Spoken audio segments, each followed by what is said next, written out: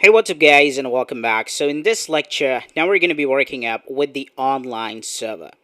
So if you take a look at the first lecture of the course, then I told you that this course is divided into three sections: the beginner section, the intermediate section, and the advanced section. And so I would like to congratulate you guys because now you are at the last part of the beginner section, and you will be fully done with it after you complete the third step, which is deployment of website to the online server. So the personal website that we created in the previous lecture, that is 100% completed, and now it's ready to be deployed onto the online server so that other people can view that. But before starting this section, let's have a look at how websites work. So basically, websites work with two behavior: the request and the response. These are the only two behavior that websites work. There are zillions of websites, and all of these websites behavior is the same. Let's have a look at a website. So let's suppose that now I go to google.com. Now when I hit google.com and I hit enter, then the Google page is actually loaded, and right here it is. This is basically a request that was sent to the Google server, and now the website is loaded in my browser right here, which is the response. So let's have a look at this diagram right here. So when we type in google.com, the request is sent to the Google server. Now the server processes that request, and then it responds the Google homepage onto the client or to the computer. Now let's suppose that I search for Udemy right here on Google. Now Udemy query is actually sent to the Google server, and now the Google has sent this response, and now this whole page is right here as the response. So this is how basically everything works. Whatever website you go to facebook.com, you log in. So that login credentials are actually sent to the server. It is verified onto the server, and then the response is actually given back. So in other words, an online server is a computer software that is stored in hardware and that accepts requests and sends a response back to the computer. So server accepts the request and sends the response back to the computer.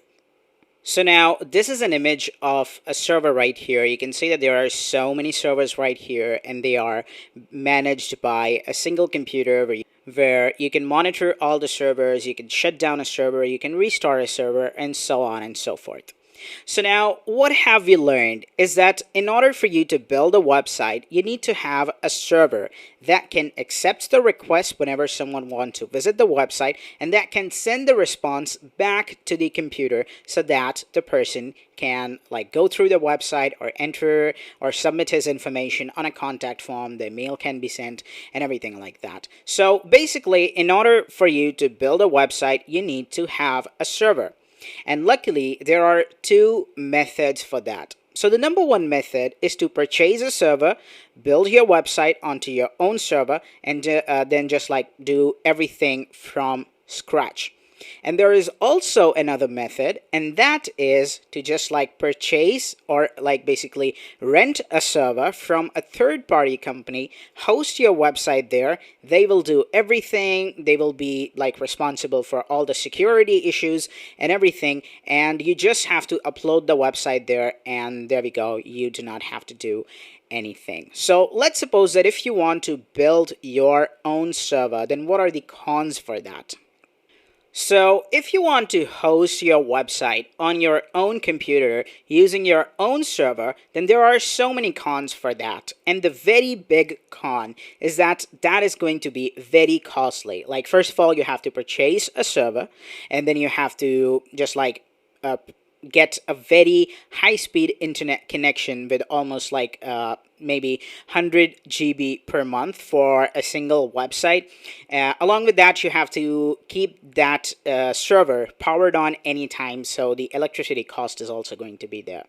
Not only that, you will have to secure your server yourself. So basically, you can see that your website will be online. And when your website will be online, people will be accessing your website. So when the people are accessing your website, that means that they are accessing your PC. And there might be some of the breaches that will be there. So they can, there might be a possibility that they could hack into your computer. So that is also on your end. And basically, as the technology is increasing, you will have to keep yourself up to date with every of the like hacking attempts that's been happening nowadays. So that is on your end too, which is quite a huge disadvantage.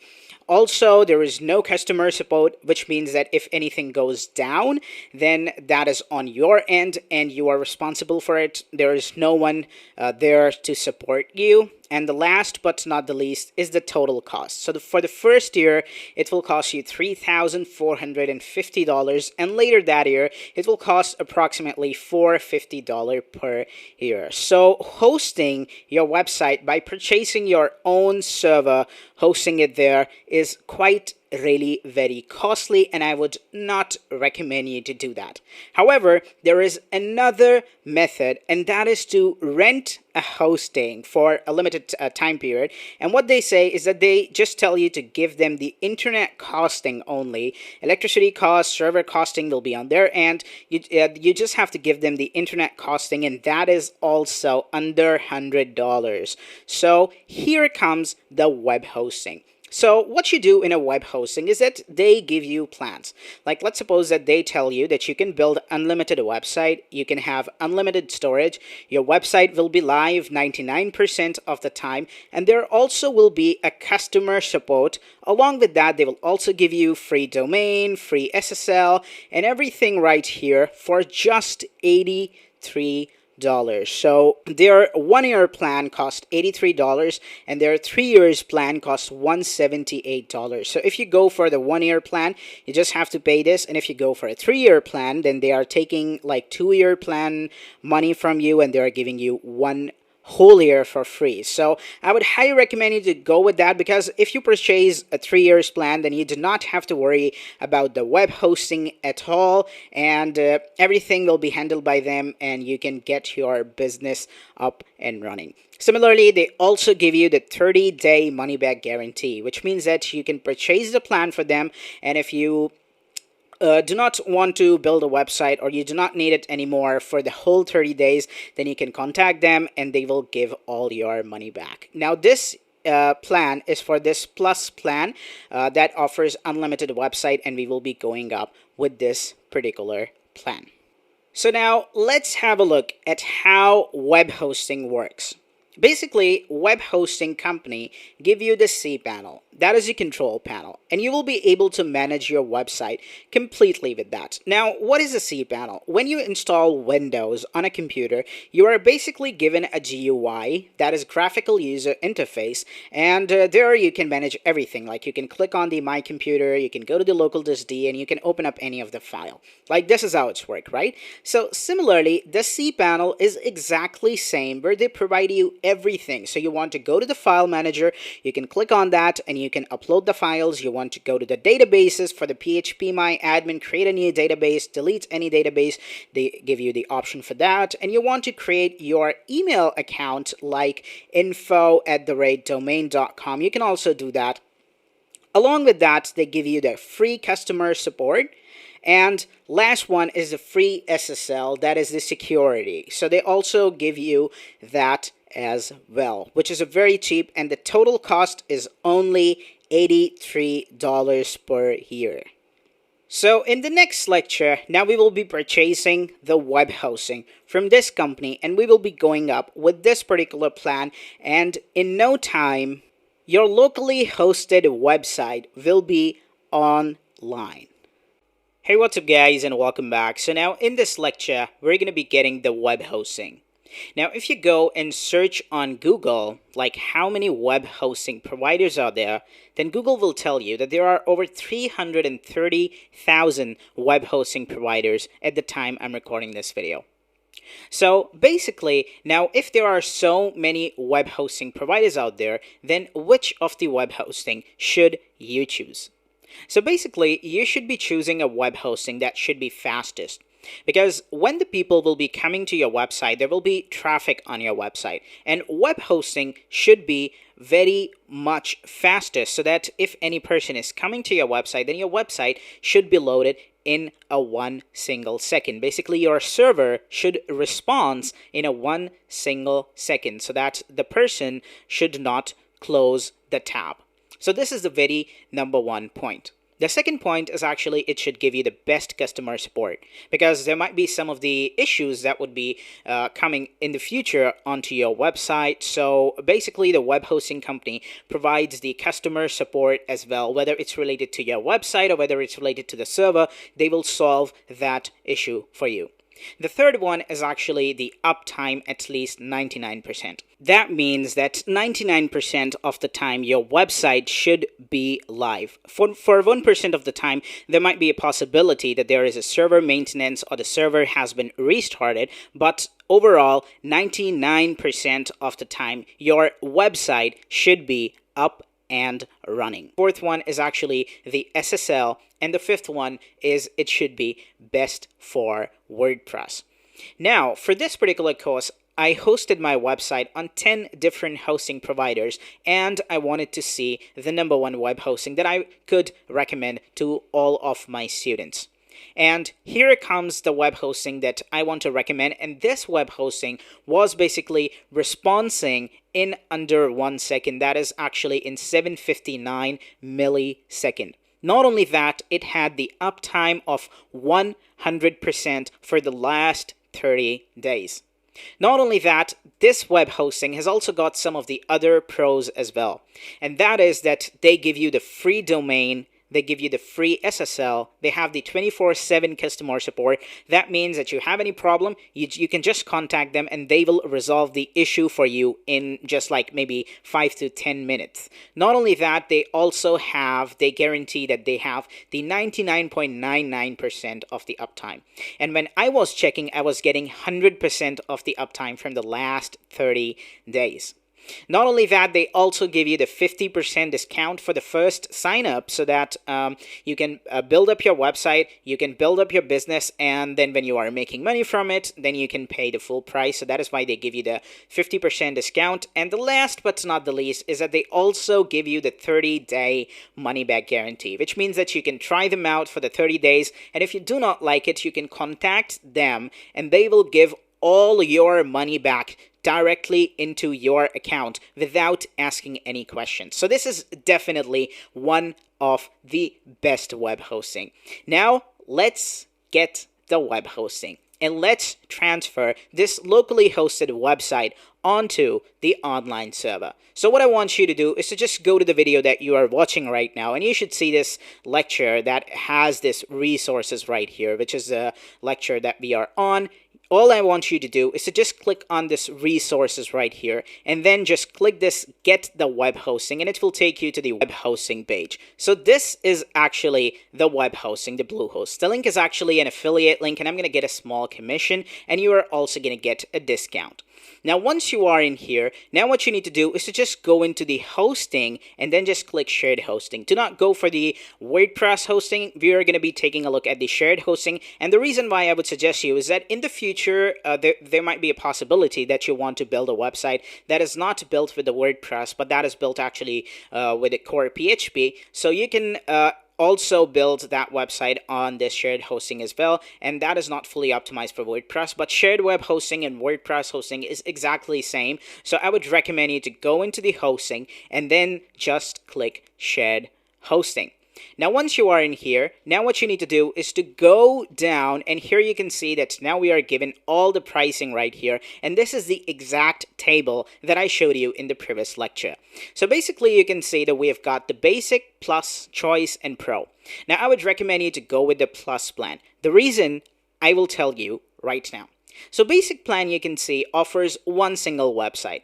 And this course, this complete WordPress course that we are in right now, we will be building more projects. We will be building a corporate website, a blog, e-commerce website, a real estate website, and that is why we have to build more projects. And we will be building all of these projects in like a single web hosting. That is why you need to purchase a plan that offers the unlimited websites for just a small amount of money. So I would highly recommend you to purchase this Plus plan. Now, I would not recommend you to purchase this Choice Plus plan, and the reason for that is because the pricing is almost same, and you can see that we are given a huge discount on it, but you can see that when you will be renewing this, you have to pay $18.99 for this once your discount period is over. Like after a year, or if you are purchasing the 3 years plan, then you would have to pay more, right? So I would highly recommend you to just like go with the Plus plan, because this might seem a little bit more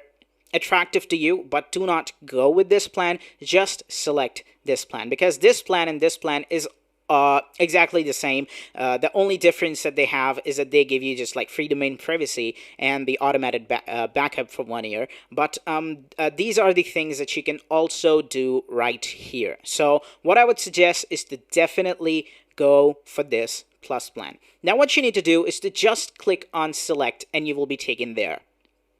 So now here you can see it says next field, set up your domain. And now what you need to do is to create a new domain.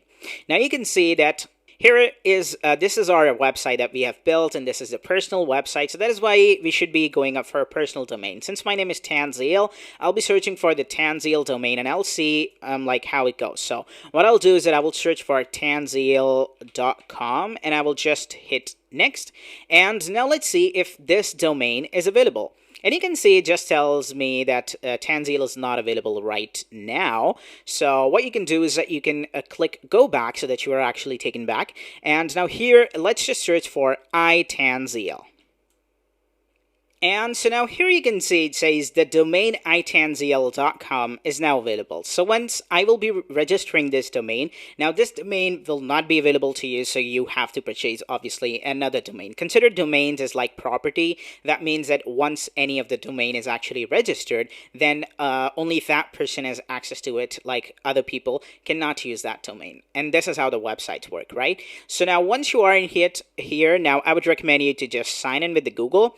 Now if you do not have a Google account or Gmail account, then you can just enter your information here. So let's just go ahead and let's enter the information here.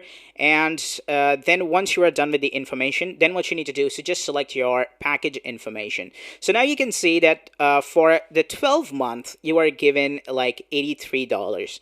And if you now switch to the 36-month, then you only have to pay $178 only. That means that you are given a whole year for free. So I would highly recommend you to go with this plan. But if you are on a tight budget and you want to try it and you can only just spend like $83, it's totally up to you. Now once you are in here, here is the domain privacy protection. So it says like whatever the information that you will be entering here will be publicly available to the marketing people out there. Like they will know that who owns this domain. So what they will do is that they will just like call you every day, and they will tell you that, hey, do you need a printer? Do you need a toner? Etc, etc, etc. So if you have basically a support team, and if you have no issues for that, like marketing people calling you, then you can definitely just like uncheck this, all right? And you can just turn it off. Because it is also recommended to keep your information public for the trust that the customers will be coming to you, so that they can trust like, okay, who actually owns this domain. But if you want like your information to be not public, whatever you will be entering here, especially your phone number that you will be entering here, so if you do not want that to be public, then you can check it. Now what you need to do is to just uncheck this and also uncheck this, and now you can see that it is costing us $83 only. So if you just, I would basically recommend you to go for the 3 years plan, but if you want to go with a once plan, it's totally up to you. Now what I want you to do is to just enter your information here, and then right down below here it says credit card number, signature, and expiration date. And once you are done with every of the thing, then what you need to do is to just hit I have read the terms and conditions and click submit. Now what I will do is that I will enter all of my information here. I will enter my credit card information here, and once I'm done with that, I will click submit so that you can see that what is our next process.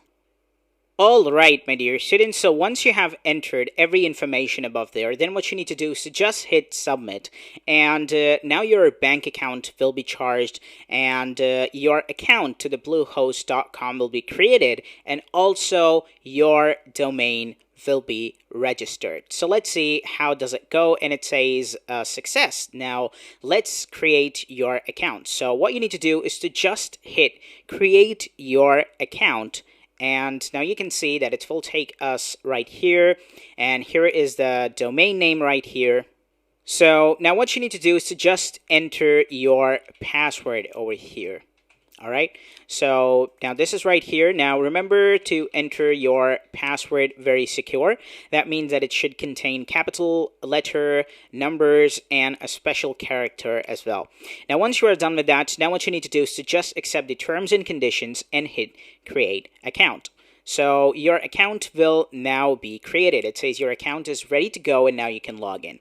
If your account is not created, just wait for some time, enter your password again, and if it basically you have to wait for like 5 to 10 minutes if it doesn't get created. All right, but if it is created, then what you need to do is to just hit go to login, and now what you need to do is to log into your account. So it's here is the domain name, and now what you need to do is to enter your password.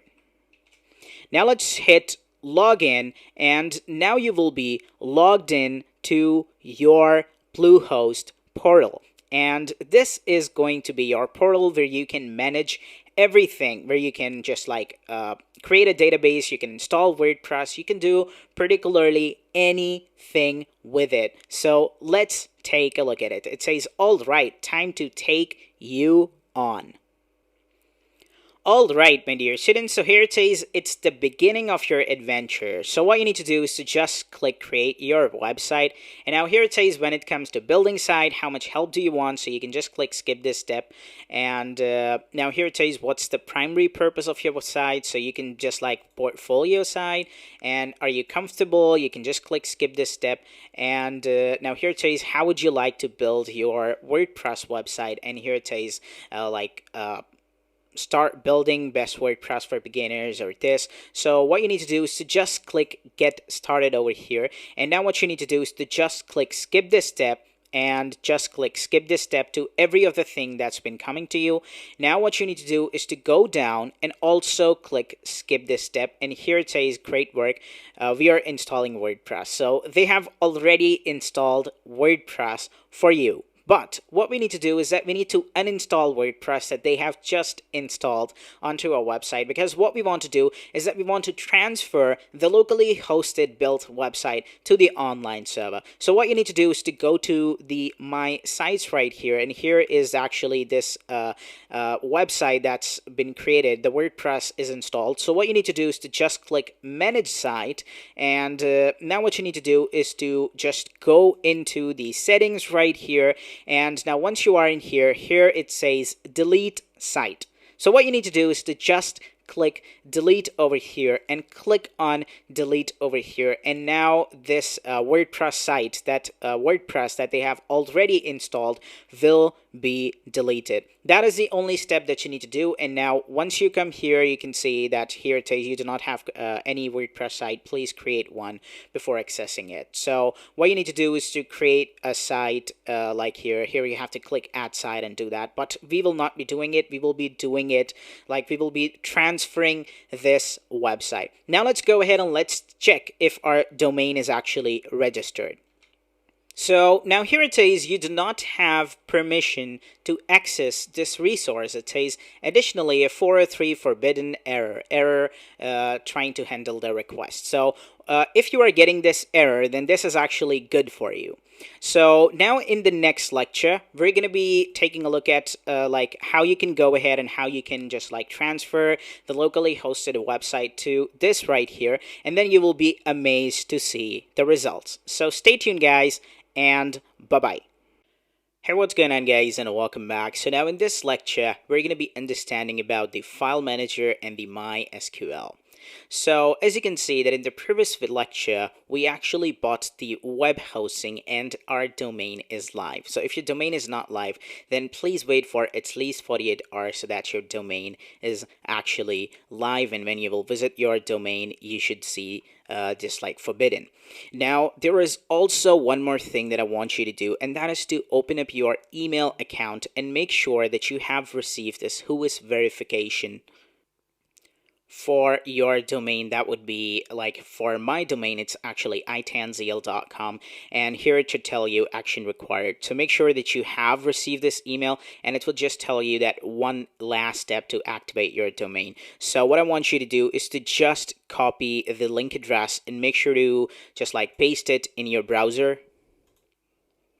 What you can do is that you can paste that link, and now your account will be actually, your domain will be actually activated. So it says that the verification link was already used because I have already activated my account. And now once you are done with that, now your domain will be fully active. Now there is one more thing that I want you to do, and that is to check if the SSL is working. And how you can check that is that you have to write here before the domain, just write here https:// and then just hit enter. And once you will hit enter, it should give you a padlock sign. Like here should be a lock sign coming right here. That means that the domain has the SSL. So if it gives you an error, then also wait for some time, like probably like 12 hours, and you will be given the SSL. If you are not given the SSL, then what you can do is that you can visit this helpchat.bluehost.com, and then you have to contact the Bluehost company, and then you have to tell them that my SSL is not working, and they will add the SSL for you. But SSL should be automatically added to your domain once you have basically approved, or once you have basically verified your email for the WHOIS. Alright, so now let's just go ahead and let's go to our portal, or let's go to our cPanel, that is the control panel, and let's have a look at our website. So how you can access your cPanel, you just have to write here my.bluehost.com. Now once you will hit enter, Bluehost will redirect you there, and now you have to enter your domain name here. So let's enter the domain name here. And now here right down below, you need to enter your password that you entered for the Bluehost. Now, if you have forgotten it, you can just click on forget password and you can just recover that. But now I will just hit login, and it will redirect me to the Bluehost portal right here. Now let's have a look at it. So now once you are actually logged in, here you can see that you will be given your username here, and it will redirect you to the My Sites, and it will tell you that do you want to add a site, but we will not add any site. What I want you to do is to just click on it that says Advanced over here, and this will load up your cPanel where you can manage everything. So it says, welcome to your new hosting account. cPanel is here to help. And now here, this is the control panel where you can manage everything. So what I want you to do is to just open up your file manager, and you will be taken there. Now this is exactly same as the XAMPP. Now if we actually go to the applications and then we go to the XAMPP over here, now you can see that we are given all the files. So this is exactly same like that. If you are on a Windows, just go to your local disk and open up your XAMPP, and you should see that. Now here you can see that we have got this public_HTML. So if you open up, you can see that there is just like there might be one single file, and if you open up this htdocs, then there is all the files. So right here you can see that this is empty, or there is a one useless file that we do not need, but you can see that this is the main page. So let's suppose that now we create our first file. Now what I want you to do is to just go to the file right here, click on it, and here it says new file name. So what I want you to do is to name your file as index.html. And once you're done with that, now what you need to do is to just hit create new file, and you can see that we have got this file created. Now what you need to do is to right click on it and just click HTML edit, and now you need to click on edit over here, and you should see the HTML editor. Now here let's just go to the heading one, and let's enter welcome to our website. All right.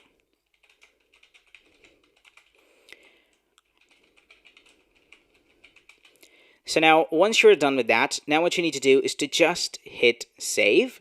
Now you can see that it says successfully saved the file. So now what you can do is that you can close this editor, and now if you come back to the website and you refresh this, you can see that it tells us welcome to our website, and this is right here, it says hello world. So if the web page is actually not loaded, which means that it still gives you the forbidden, then what you can do is that you can add here slash question mark, and then add here no cache, CACHE, is equals to 1, and then just hit enter, and you should see that. So if you are actually not seeing that, then add this no cache is equals to 1, then your web page should be loaded.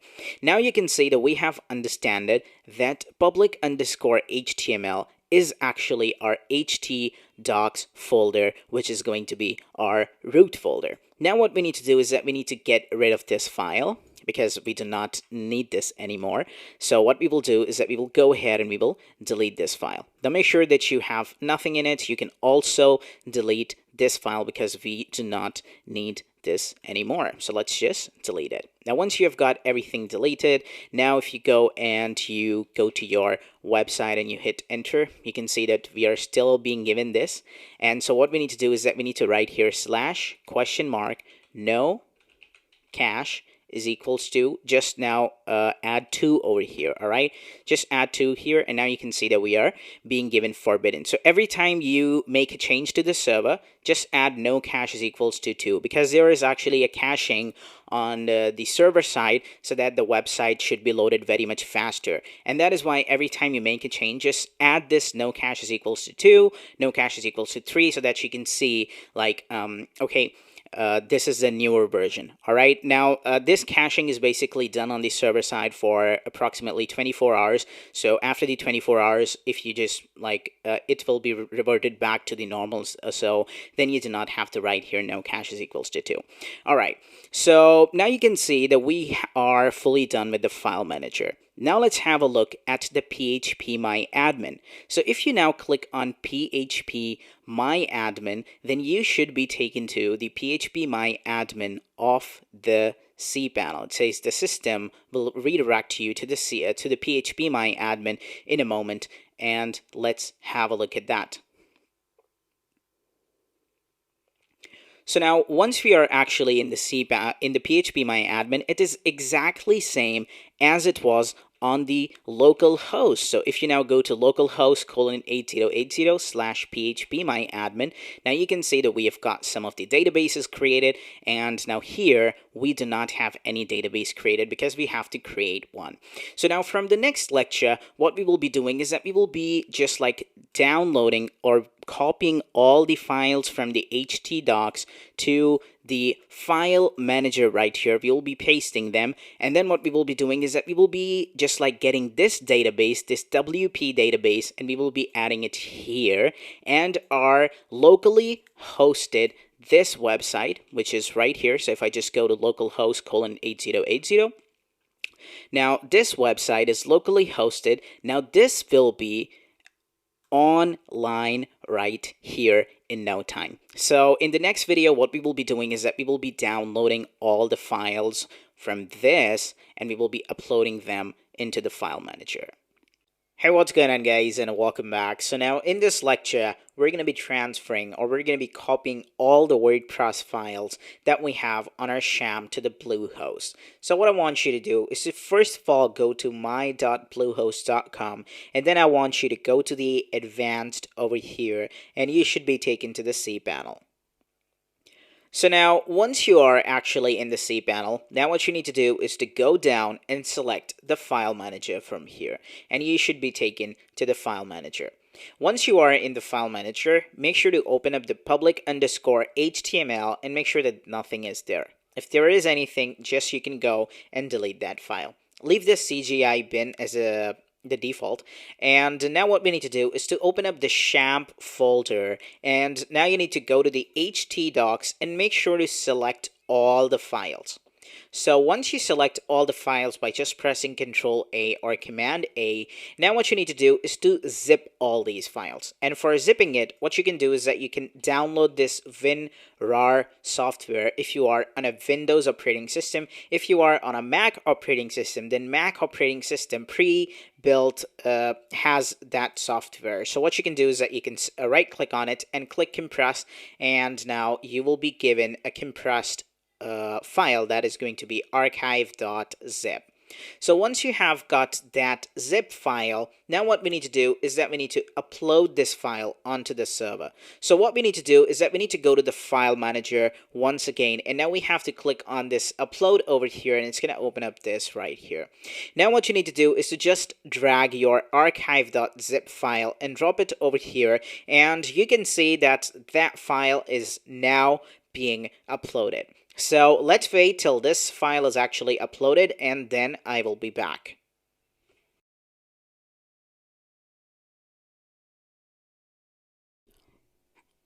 Alright, my dear students, so once everything is actually done and it is turned to green, now what you need to do is to just click go back and you will be taken back. And now here you can see that we have got this archive.zip.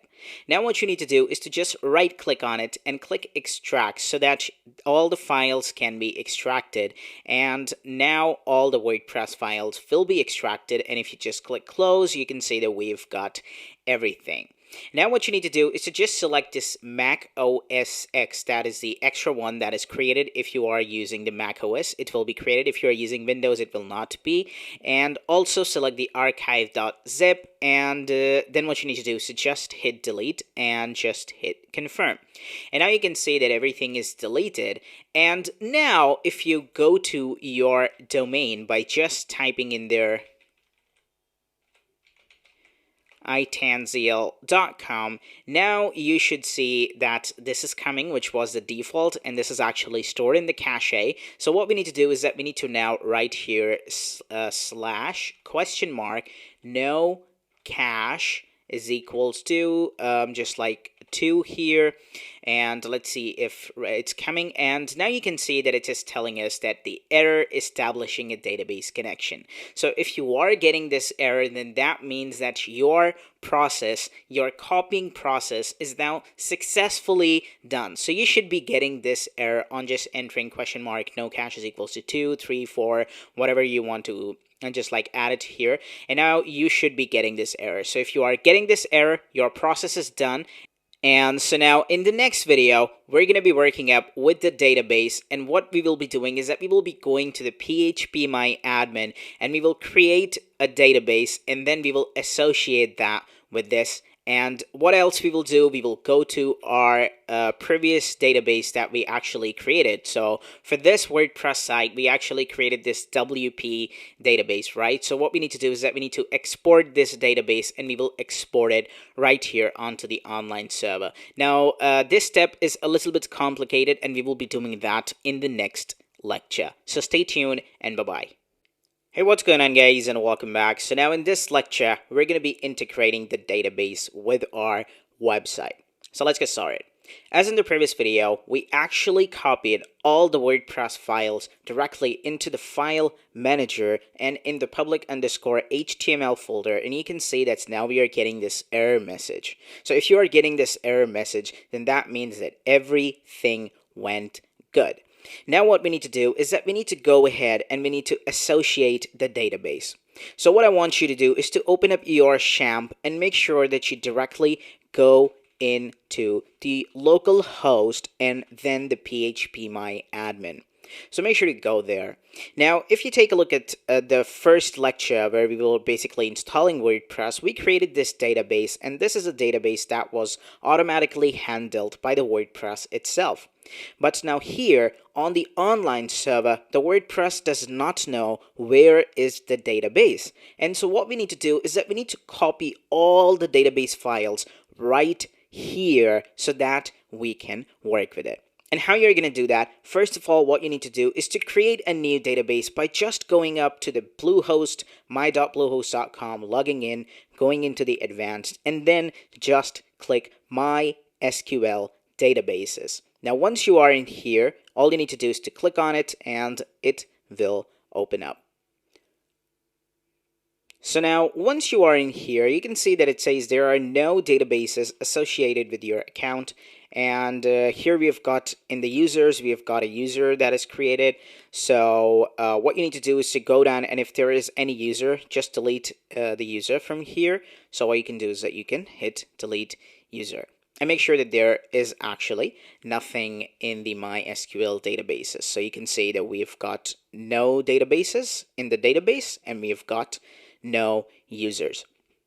Now this user is exactly same that we went into the phpMyAdmin. So you can see that we went into the user accounts and we created a new user. So this is exactly same as that. And when we wanted to create a new database, we actually clicked this new button and then we entered the database name. So this is exactly same as this.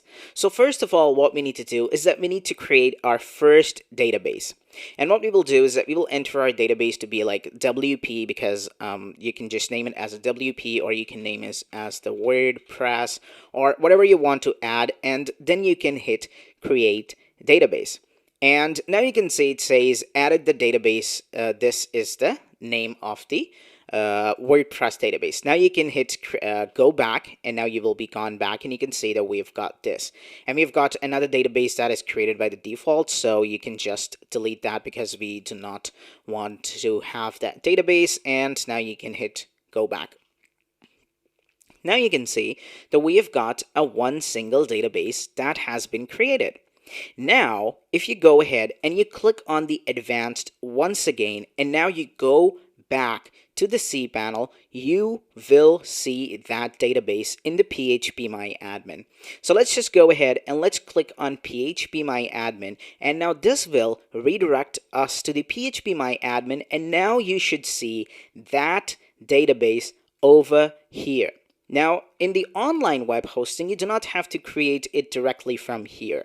You have to create it from the MySQL panel, and then it will be there. So let's check. Let's see if that database is actually there. Let's see that. All right, my dear students, so you can see that the database that we actually created by going into the MySQL database is now here. And when we click on it, you will see that this database will tell us that we have no tables found. So what we need to do is that we need to go into the local server, and then we need to click on the WP database, and you can see that there are so many databases that is right here. So what we need to do is that we need to copy and paste every database into our online server, which is the database that we just created. So what we will do for that is that instead of just like copying and pasting, we will just go to our WP database, and now we will go to the export, and we will export this whole database. What we will do is that we will click go, and you can see that now this database is being exported. So now, once this database is actually exported, then make sure to check the extension, and that should be .sql. If it is not, then make sure to select SQL from here, and then just click go, and make sure that the extension is .sql. Once you have downloaded the database, once you have exported the database from the local host, now you need to go to your online server, and now you have to go to the import right here, and now we will import this database. What we will do is that we will drag this and we will drop it here, and you can see that now that database is actually being uploaded right here. So let's see if this gets uploaded. All right, my dear students, so once this gets uploaded, you will see a success right here. And now if you click on this right here, you should see that now we have got every database right here. Even if you now go to this WP, you can see that this is same, and this is also same right here onto the online server. So now once everything is actually done, now what you need to do is to just close this local host database because we do not need it anymore. Now what we need to do is that we need to check if this website gets loaded. So what we will do is that we will refresh this page and we will just see if it's working, and if it doesn't, then what you need to do is to just write there / no cache is equals to 1. Now you can see that this is another day I'm actually recording this lecture, and that is why I'm using this no cache is equals to 1 right here, because the cache on the server side was refreshed. So the cache works like that. But if you are using this on the same day, then you basically need to use no cache is equals to 3 or 4, so that basically every time you update that, there is a newer version there. But now you can see that we are still getting this error. And the reason for that is because now what we need to do is that we need to tell our WordPress that, hey, what you need to do is that you need to look into this database, because in the local host, we were using just the WP. And now in the online server, we are using this as the database name. So what we need to do is that we need to go into the file manager. All you need to do is to click there, and it will take you to the cPanel file manager. And now what you need to do is to go into the public_HTML. Now once you are in here, now what you need to do is to look for the file that says wp-config.php. Now what you need to do is to right click on it, and then you need to click on edit over here, and then click on edit again, and it will open up this wp-config.php. And now if you take a look at this right here, on the line number 25, we've got this define, or on the line number 23, we've got define database name is equals to WP. So what we need to do is that we need to tell our WordPress that now our database name is changed. And how we're going to do that, what we need to do is that we need to go into the MySQL databases so that we can get the name of the database. And this is the name of the database, right? So what you can do is that you can select this, you can copy this, and now what you need to do is to go into the file manager editor, and now instead of this WP, just paste the database name. We are not done here yet, and the reason for that is because now we also need to enter the username, and we also need to enter the password over here, because this username and this password was for the local host. So what we need to do is that we need to first create a user. And how you're going to do that, you need to go into the MySQL databases where we actually created the database, and now here you need to create a new user. So let's suppose that I want to create a new user as this itanziel.com/_Tanziel. And now in the password, I will use a password generator. And the reason for that is because now that I am using a strongest password possible, because now my website will be online. That is why I have to use this password generator. And now here you can see that this has generated me a password. Now what I will do is that I will copy this password by just pressing Command C or Control C, and now I will go to my config file, and now instead of this db_password, you can see that we chose QWERTY, and now we will paste this password. So now once you have copied and pasted this password, now what you need to do is to just check that I have copied this password in a safe place. You can check that, and now you can hit use password, and you can see that that is now very strong, and now you can hit create user. And you can see that it says you have successfully created a MySQL user named as this. So this is our username. So now what we will do is that we will copy this username from here. And now we will go to our wp_config file. And instead of Tanzil, we will enter our new username, which was itanzil_Tanzil. That is just been created. So once you are done with that, now what you need to do is to just hit go back. Now once you are done with this, now what you need to do is to just come here and click on save changes. Now once you have saved the changes, you do not need to worry about this wp config file anymore, and you can hit close. And you also do not need to worry about this file manager, so you can also close this tab. Now what we need to do is that we need to check if everything is working, and for that what we will do is that we will just write here no cache is equals to 2 over here, and we will hit enter, and we will see if it's working, and it's still showing us the error. Do you know the reason? It's because what we need to do is that we need to go into the MySQL database once again, and what we need to do is that we need to associate this user. We need to tell that this user will be able to manage this database.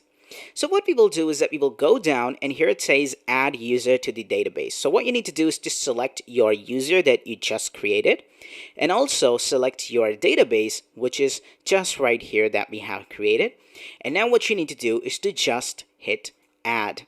And now once you will click on it, here it says what do you want to allow. So this user will be able to do everything. So we will select all privileges, and now we will hit make changes. Now once you are done with that, it says you saved this privileges, and now if you go ahead and you refresh this, you can see that now it will it says that the site cannot provide a secure connection, or any error that you might get right now. So if you are right now till here, congratulations, your process is going as smooth as possible. Now what we need to do is that we need to basically go into the phpMyAdmin. And how you're going to do that, what you need to do is to just go into the advanced. And now in the advanced, just go to the phpMyAdmin, and now it will open up. Now once you are in the phpMyAdmin, now what you need to do is to just click here, just open up your database, and now you should see this wp_options. What you need to do is to just click on it, and here it says the site URL and the home URL. So instead of this localhost and localhost, what we will do is that we will change them to the itanzil.com or to the domain that you are using. So what we will do is that we will double click on it, and now you can see that it is opened up. And now what we will do is that we will select everything and we will delete it. Now what you need to do is to just write here https://. Now what you need to do is to just enter your domain name.com. That's it. So we will enter itanzil.com, and now you can hit enter. Now once you will hit enter, you can see that this is actually saved. Now what you need to do is to just copy this, and now just come here and paste it here and just hit outside, and you can see that it says one row affected. Now if you come and you refresh this, you can see that we are still actually taken to the :8080. So what we will do is that we will get rid of it, and now we will refresh this, and you can see it says no cache is equals to 2. So what we need to do is that we need to access our domain name once again, /? no cache is equals to 3. Let's hit enter, and let's see if the website gets loaded, and the website will now be loaded. Congratulations guys, now you are fully done. Now I would actually recommend you to basically go ahead and rewatch this video, and this will help you a lot. Now what you need to do is to just enter your domain name. So then you need to enter /wp-80min, and now you have to hit enter, and now you can see that the admin panel will also load perfectly okay. Now what you need to do is to enter your same username and your same password that you had on the local host, all right? That you had on the local host, you can just use that, and then you can just like hit remind me later if you are getting administrator verification email. And now here you can see that we are right here. This is how this website is. And now if you go ahead and you click on visit site, you can see that now you do not need to add ? No cache is equals to 2, because now we are actually logged in and all the cache issues will be handled by the WordPress itself. So now you do not need to enter slash ? No cache is equals to dash every time you make an update. So this adding this slash ? No cache was only till you actually copy the WordPress files. Now once you are done with that, now you do not need to do that anymore. Now still there are a lot of things that we need to consider and that we need to talk about, and these all things we will be doing that in this particular section. We will understand like how to actually make this form send an email, how you can create your own branded email so that you can send them to your customers and everything like that. And all these things are those things that we will be doing in this particular section. So stay tuned and bye-bye. Hey, what's going on, guys, and welcome back. So now in this lecture, we are going to be fixing a last bug. And that is to basically, if you will open up this website on the mobile phone right now, because now your website is actually live. So let's just go ahead and let's open up this website on the mobile phone. So now here you can see that this is how this website is looking on a mobile device.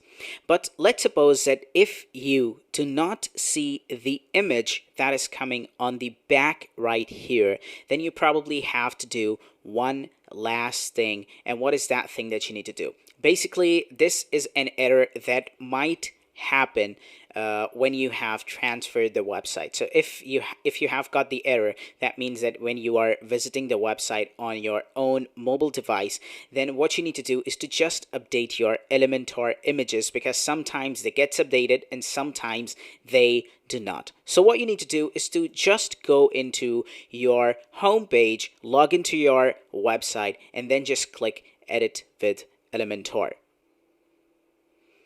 So now, once you are in the Elementor editor, now what I want you to do is to just right-click on Edit section and then just go to the style, select your image, and basically update your image URL. Now do this step, and this is really very important. What you need to do is to just uncheck your image, check your image again, and then just hit Insert Media. Now this image will be updated. So all you need to do is to just make sure to do that. Also, just click on Edit section, go to the style, and do this with the last image as well. Select Choose Image, and then just uncheck the image, check the image again, and then just hit Insert Media. Now what happens is that basically when you update your URL, the URL gets updated to every page, but the image does not basically gets updated. And this is how it gets updated. And now when you will go to your website, you will see that there will be nothing changed. But now when you will open up your mobile device, now when you will come and you will refresh this page, you will now find this image. So this is really very important part. If you're not finding this image, then do it once you have transferred all your WordPress files to the online server. Hey, what's going on, guys, and welcome back. So now in this lecture, we're going to be overviewing the complete Bluehost portal and the cPanel. So let's get started. Now, as in the previous video, we actually finally installed WordPress, or copied the WordPress from the local server to the online server. So now we are fully done with it, except there are some of the things that we still need to do, like we need to just like associate the menus, and we need to do some other stuff too. But those are the things that we will be doing later on. So why not just close this window and let's take a look at the Bluehost portal. What I want you to do is to just go to the my.bluehost.com and log into your account. Now when you will log into your account and when you will click this home right here, you will be taken here, and here will be your site title and your website URL here, and it just tells you that there are some things that you want to do, and you can just like basically this home page is pretty well useless. In the My Sites, there is going to be all of your websites that is there, and you should see this one single website right here because this is our single website. So now if you click on Manage Site, now you can see that this website is actually built with the WordPress, and now in the Marketing Center, there is going to be the Google Ads promotion, and in the users, there's going to be your user that you actually created, and you are the administrator. And now these are the just like information things, and these are quite really useless, and you do not need to worry about them. So now in the performance, there is going to be like the performance, like what is right here, and similarly in the security, like it just tells you that whether you need a sites lock, but you do not want that. Make sure that in the security, this SSL certificate is actually set to on. Now we have a specific lecture for the SSL where we will be like enforcing the HTTPS and everything, and we're going to be just like installing a plugin as well, and we will be talking about that later on when we will be talking about the SSL. Now in the plugins, there is going to be a list of all the plugins that your website contains, so you can see right here. And you can also switch any plugin on and off from this particular panel as well. Not only that, in the settings, there is going to be your website URL, whether you need to switch on a coming soon page, you can also set that to be on as well. And if you want to delete your site completely, you can delete it right from here, from this particular panel. Now in the marketplace, let's suppose that you want to purchase anything from the Bluehost, like let's suppose that you want to purchase any other web hosting. All right, so you can also purchase it right from here, and you can do that, but we do not want to purchase any hosting or anything, so we will just leave that as it is. In the email and office, they just sell you like Microsoft Office, so if you want to purchase that, then it's fine, but we do not want to purchase that. Now in the domains, now domains are like, let's suppose that how many domains that you are hosting contains. So like this is our primary domain, and this is our one single website that we have over here. So let's suppose that now in the future we will be creating more projects, like now as our next project will be building a corporate website. So that corporate website is that we will be building on this particular hosting account. So all those will be right here. Similarly, what you can do is that you can purchase another domain as well. So let's suppose that now you want to build another website, and that website is like, let's suppose that you want to sell properties, and so you want to build a property-based website, a real estate website, and you want to build that. So what you need to do is to purchase a domain and build that website, and every step will be explained to you in this particular section. I will explain you each and everything, how to purchase another domain and how to just like build another website. Like everything will be there. Similarly, now in the subdomains, you can create free subdomains, like as many websites as you want. You can build them for free without the need of purchasing another domain. I will tell you about that hack too, so do not worry about that. Now in the marketing tools, there's going to be the marketing tools that they provide you, so you do not really need to worry about them. All right, because we will be doing the SEO ourselves and everything in this particular course, so you do not need to worry about them. Now if you click on advanced, now you will be taken to the cPanel. So let's overview them, and then we will be moving forward. So the only thing that we will be working up in this particular course will be the domain section, because in this section we will be basically adding the domains, we will be creating subdomains for free, and we'll be particularly managing the website from there. The rest of the things like the home, marketplace, email and office, marketing tools, these are quite really useless. Now in the advanced, in the cPanel, we will be basically working up with the email accounts, and we will be able to then send and receive the email. So in the email tab, we will be using the email accounts right here. Now I will also be giving you an overview of the email forwarders. Now these are the two that are used the most, and these right here for the email filters and everything, these are just the extra useless stuff that is not needed. In the files, we use File Manager. Now you guys already know about the File Manager already because we copied and pasted all the WordPress files. Now the other things are actually useless. So what are the things that we will be using in this particular cPanel? We will be using the email accounts. We will be using the File Manager in the files. For the database, we will be using PHP, and MySQL. There is another type of database that is the PostgreSQL that is used in other programming languages, so it is used for that purpose. But for the WordPress, MySQL is used, so we will be using the MySQL for that. And then we have got the metrics. So in the metrics, there is basically the statistics of the website, and in the security, there is just like the server-side security things that is already handled by the Bluehost itself, and you do not need to worry about it. The SSL is something that we will be having a separate lecture for the SSL, so we will understand all about the SSL in that. Now, in this software, basically what you can do is that you can install software. So basically, WordPress is a software itself. And unlike WordPress, there are a lot of content management systems out there. And all of those are actually the software that are installed in a server. So I will also show you how you can install WordPress using a single click using this Softaculous apps installer. So this is the thing that we will be using the most. These are the things that are not much needed. And in the advanced, these are basically like if you are building a customized programming website, then you work with the current jobs and other things. But since we are using WordPress in this course, that is why for WordPress, this is not needed. And in the preferences, you can change your language. But since English is our main language and we are using the cPanel on that, you do not need to change your language. And now here, this is the apps installer. And so for the Softaculous apps installer, I will tell you more about it when we will be just like adding another domain name, and I will show you how to build another website. So this was all the overview of the cPanel. Now, once again, in the portal, we mostly use the domains, and in the cPanel, we mostly use the email accounts, file manager, PHP MySQL database, and the Softaculous apps installer.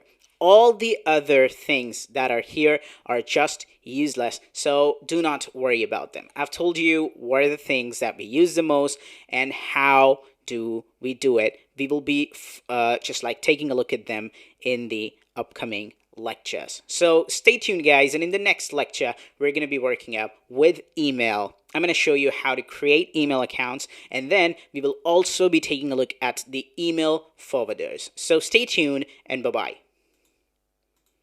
Hey, what's going on, guys, and welcome back. So now in this lecture, we're going to be working up with branded domain emails. So let's get started. Now, what I want you to do is to first of all go to your my.bluehost.com and then go to the advanced so that you are taken to the cPanel where now we can create our first email accounts. What you need to do is to just click email accounts and you will be taken there where you can create multiple email accounts. So let's just go ahead and let's create our first email account. All you need to do is to click this button that says create and hit on it, and now you can see that here you will be able to enter your username. So remember, whatever the username that you will be entering here will be your email address user. So let's suppose that the first email that I want to create is going to be info@yourdomainname.com. Now in the password, what I will do is that I will enter my password. So let's suppose that I enter QWERTY. And now what I do is that I just go ahead and I hit create. And now you can see it just says creating the email account, and this email account is actually created. Now when you want to log into this email, what you basically do is that you first of all have to type in your domainname.com and then you enter / and now you enter webmail. That's it. This is something that you need to enter, and now you have to hit enter, and now you can see that it is actually taking us to the email manager. So now, once you are actually in here, you need to enter your domain name, your email address, basically. That is going to be info@itanz.com. And now in the password, we will enter our password as a QWERTY. And now we will hit enter. And now we are actually logged in to the email manager. So once you will open this up, it will tell you that how you want to open. So what you need to do is to just select that when I log in, open my inbox, and now you have to hit open. And now you can see that we will be in the inbox, and now here it says client configuration settings. Now, the very first thing that I want you to do is to first of all set your full name as your domain email address. So what you need to do is to go to your settings over here, all right? And now in the identities, just click over here, select your email address, and now in here, just enter your first name and last name. So what we will do is that we will set our display name to be Tanzil or Rahman as our name, all right? And now once you are done with that, you can also enter a signature that is going to be best regards, and then you can enter Tanzil, all right? And now you can hit save. So now once you are done with that, now what you need to do is to click on mail over here, and let's see if emails are now being sent. So what I will do is that I will click on create a new message, and now I will compose an email. And this email will be sent to my Gmail address. So what I will do is that I will enter my email over here. And now I will just write here, hello Tanzil. And now in here I will write here, hey Tanzil, how are you? All right. And now once I'm done with that, now what I will do is that I will just hit send message. And now this email will be sent. So now once this email is actually sent, now let's go ahead and let's test and let's see if basically we have received the email. So what we need to do is that first of all, we need to open up our Gmail account. And now in the Gmail account, you can see that now I've got this email that says, hello Tanzil, how are you? And this is the signature. Now let's suppose that I reply, I'm good, what about you? And I just hit send. Now, this is going to be sent to info@itanzil.com, and now let's test and let's see if we have received that. So now, I'll just come here, and now I will refresh this, and let's see if we have received the email. If you do not receive the email, please wait for some time, because email sending and receiving takes a bit of time, maybe wait for a maximum of 5 minutes, and you should receive the email. So let's see if we have received the email. And now on refreshing, you can see that we've got this hello Tanzil from Tanzil Rahman. And if we click on it, you can see that now we are given this. I'm good. What about you? So our email account is now set up. So this is how easy it is to actually create email accounts. All right, my dear students. So once your account is fully set up, now what I want you to do is to just go to your website /wp-admin and set up your contact form. So what we will do is that we will just go to our admin panel, and now in here we will just enter our username and we will enter our password. And now in here, what I want you to do is to just go into your contact forms and then just click on contact forms. What we are doing is that basically we are editing our homepage contact form so that if anyone just enters his information there, then we will receive an email right here on this inbox. So what I want you to do is to just click on edit over here. Now, this is the contact form that we are editing here is actually this form. So let me show you which form I am talking to you. When we click on Hire Me, you can see that a contact form is opened up. All right, so we are editing this form. Let's just go ahead and let's do that. Now, what I want you to do is to just go into your mail right here, and you can see that we have written here info@itanzil.com. So let's just write here info@itanzil.com. gmail.com. So the email will be sent here. All right.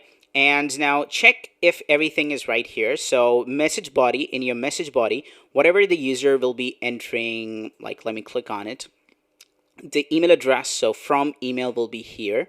So like you can see, so now you can see that we've got this right here. So from your name, so whatever the user will be entering in the name, you will receive in the message body, you will get your name, your email, and the message body will be this. And the business name, whatever the user will be entering in the business name, will be entered here in the business name. So if you basically see it like this, all right, if you see it like this, like from subject this, then you also want to showcase the business name. All right, so what you will do is that you will enter here business name. All right, and now in here, all you need to do is to just copy this business name from here that's been coming, and now you need to paste it here.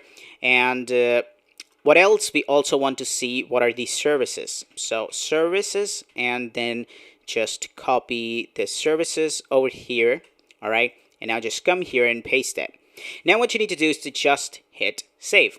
Now once everything is saved, now let's go ahead and let's test it out. What I want you to do is to just refresh your page.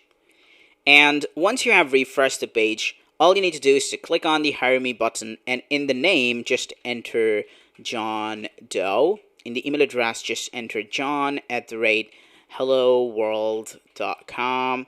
And in the business name, just enter anything, like let's suppose Udemy. And in the select your service, let's suppose that we select SEO.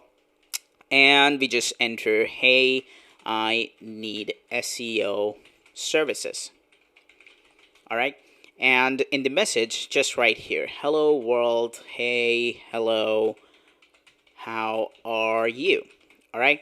And now I just hit send.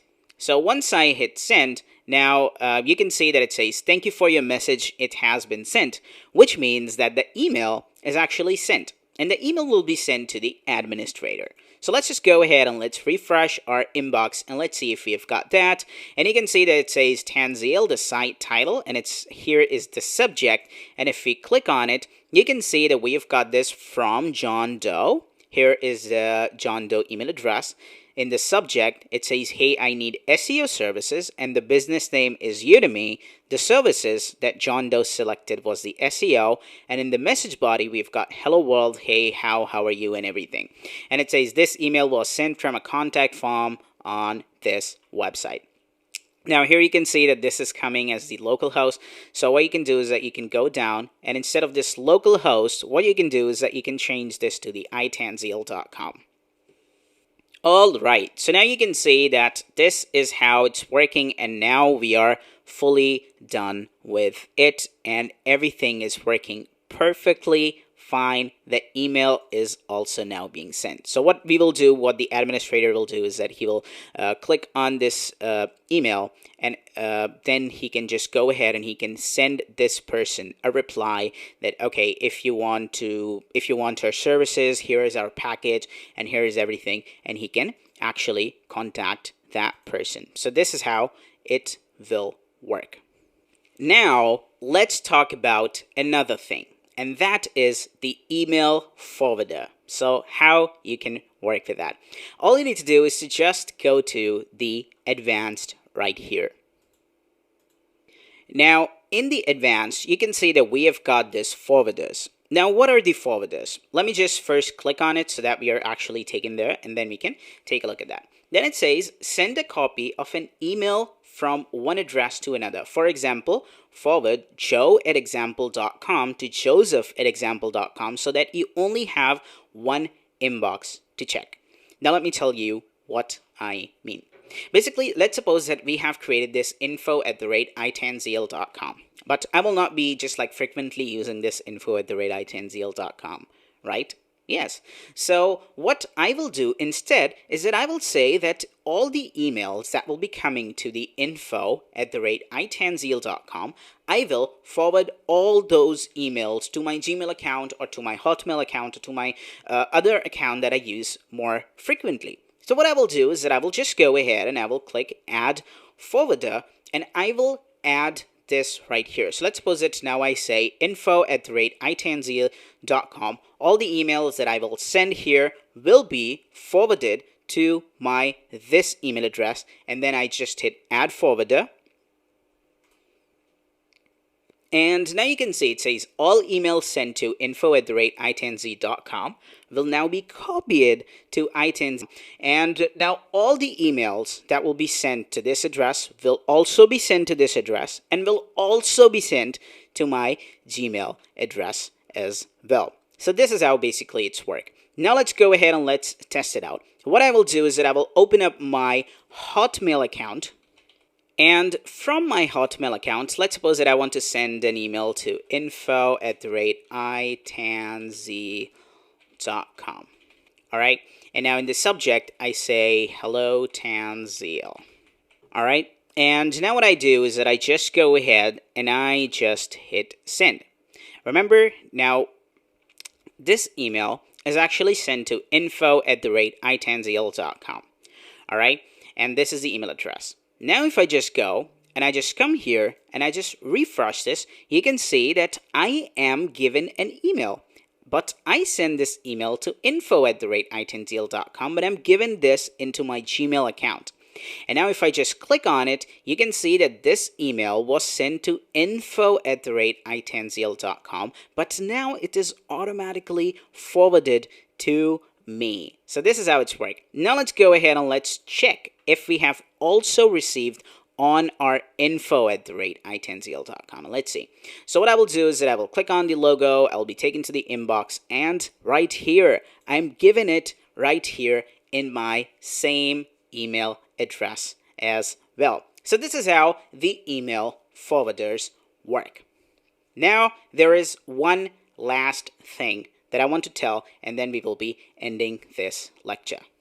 So the last thing that I want to show you right now is that how you can add this particular email account into your mobile account. So what you need to do is to first of all go to the App Store if you are using iPhone. If you are using Android, just make sure to go to the Play Store and search for this app that is the My Mail application. That's it, and now you have to hit search and it will search for it. Now you can see that this is the application that you want to install.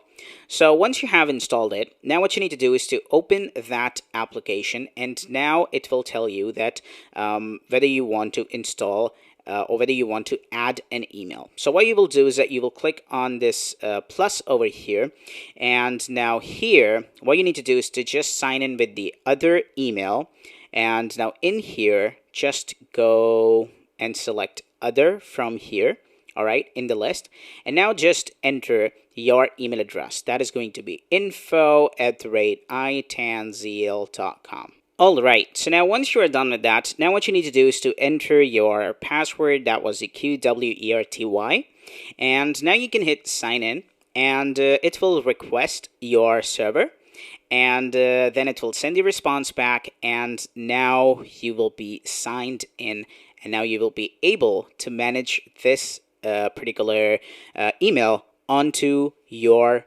own mobile phone.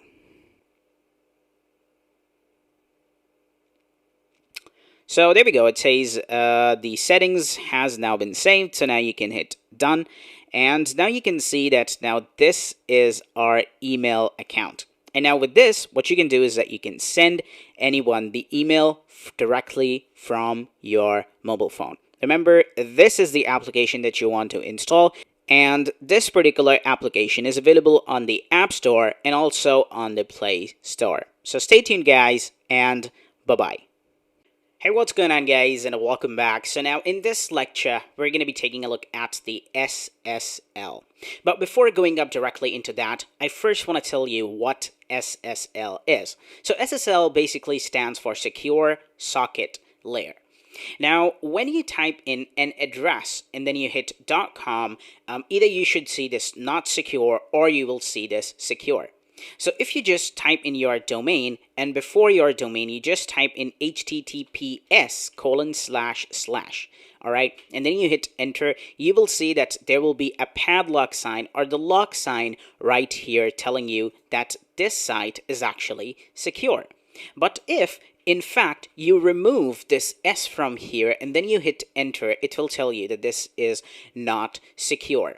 So this means that this is not secure. Now, why is it telling us that this is not secure? So first of all, we have to understand when we type in an address, what happens. So when you type basically an address, then that address is actually sent to the router, and then that address is processed via your ISP, your internet service provider, and then that address is sent to the server. So then this address is actually sent to the Bluehost server, and then the server responds that onto the internet service provider, and then to your router, and then to your computer. So basically, there are a lot of things that is happening. When you type in an address, that is sent to your router, then to your internet service provider, and then to the server itself. So basically, if a website is not secure, then that means that all the information you will be entering, so like let's suppose that if you will be entering your name, your email, and then you will be clicking on send over here, then all this information will pass through your internet service provider. And if anyone is also using the same internet connection on your same router, then he might be able to access that information, and then he will read that information, that what is actually written there. But if you will go and you will use the HTTPS : and then you hit enter, and then now you will come here and you will enter the information, then that information will actually be encrypted. And if anyone just somehow gets access to your router and he just like wants to read the information, then he will not be able to read that information because that will be encrypted. So it is actually really much recommended that you do have the SSL, and SSL websites are also preferred on Google. So if you want to increase your search engine optimization, then it is also recommended to have the SSL. Now, Bluehost luckily provides us the SSL. What I want you to do is to just go into your My Sites over here, and then I want you to go to the Manage Sites, and in the security, if you just go here, you can see that we have got this SSL from Let's Encrypt, and that is switched to on. And that is why when we type in the HTTPS, there is not error given to us. Similarly, now if you were to open up a website that does not have the SSL in there and you will add the HTTPS, your Chrome browser will give you an error that you cannot access this website. So if you are getting this lock sign, then that means that the SSL is working. But for some reason, I want you to enforce the HTTPS. So if you will now turn this to on, then if any user just directly goes into HTTP only and he just hit enter, then you can see that this is not secure, all right? But now there might be a caching issue, so if I just write here no cache is equals to 2 and I just hit enter, now you can see that it will be automatically, the user will be automatically sent to the HTTPS without the need of just writing the HTTPS. So I would highly recommend you to enforce the HTTPS because your SSL is working. Not only that, there is another plugin that I want you to add, and now once you are actually logged in, now what I want you to do is to just go into the plugins and then just click add new. Now once you have clicked here, now what you need to do is to just search for this plugin, that is the SSL. Just hit enter and you should see a plugin called Really Simple SSL. I want you to go ahead and install this plugin on your website. Once you have installed this plugin on your website, now what you need to do is to just activate this plugin. And you can activate this plugin by just going into the installed plugin and you should see this Really Simple SSL.